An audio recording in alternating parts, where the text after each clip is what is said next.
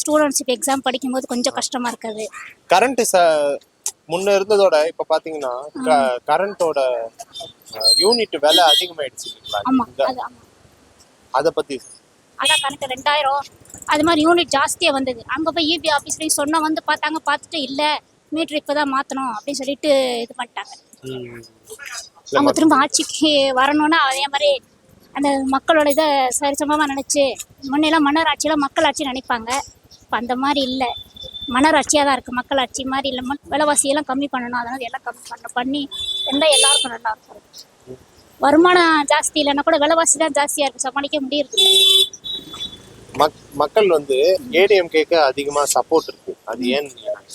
அவங்க வந்து சொன்னதெல்லாம் கரெக்டாக இது பண்ணி பண்ணுறாங்க. பெண்களாட்சி பாதுகாப்பு கொடுக்குறேன்னு சொல்கிறாங்க. எடப்பாடி அவங்கெல்லாம் வந்தப்பெல்லாம் 5000 கொடுத்தாங்கன்னா அந்த வரிசையில் நிற்க வைக்காம ரேஷன் இதில் கரெக்டாக கொடுத்தாங்க எல்லாருக்கும். இப்போ மக்கள் திரும்ப எடப்பாடி வரணும்னு நினைக்கிறாங்க, அதை பற்றி? அவர் வந்தால் நல்லது தான், நல்ல ஆட்சி அமையணும் நம்புறேன். எல்லாமே மகளிர் இது பண்ணுறாங்க, ஆண்களுக்கு இலவச பேருந்து இதெல்லாம் சொல்கிறாங்க, எல்லாம் பண்ணுறாங்கன்னு.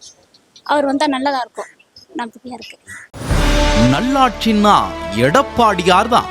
வாக்களிப்பீர் இரட்டை இலைக்கே. தேர்தல் நாள் 23 ஏப்ரல் 2026.